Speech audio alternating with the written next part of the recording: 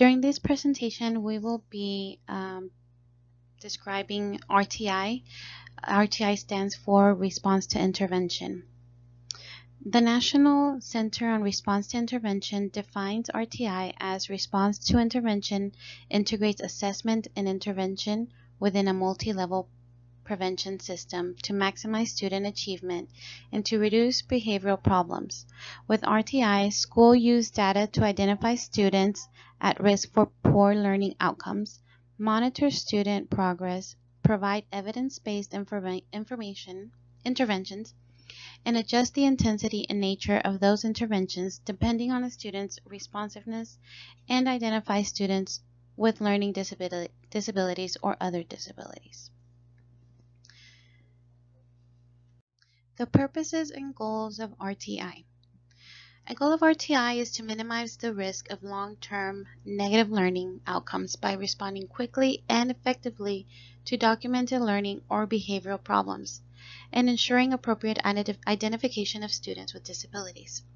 So, the purpose is to provide all students with the opportunity to succeed, identify students with behavior problems, ensure appropriate instruction and support.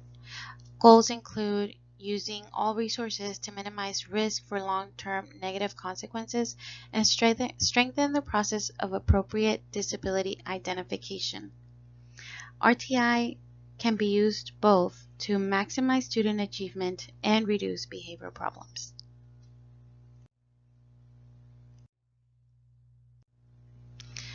Essential components to RTI include school-wide, multi-level instructional and behavioral systems for preventing school failure, screening, progress monitoring, and data-based decision-making for instruction movement within the multi-level system, and disability identification. So what RTI believes is that with rigorous implementation of RTI, a combination of high quality, culturally and linguistically responsive instruction assessment and evidence-based interventions can really help the student in need. RTI is made up of levels. As you can see in this graph, it includes primary level of prevention, secondary level of prevention, and tertiary level of prevention. The primary level includes high-quality core instruction that meets the needs of most students. The second level includes evidence-based interventions of moderate intensity that addresses the learning of behavioral challenges of at most risk students. And the third one, individualized interventions of increased intensity for students who show minimal response to secondary interventions. So in this graph, it still includes the three levels, but it shows the percentage of students that fall within each level. So 80% of the students will fall under research-based core instruction. These are most of our students, so this includes about 80%. It also includes early intervention. The second level, at 15%, would include targeted intervention, which is some students that may be considered at risk. And the third level is intensive intervention, and only about 5 students will fall into this level.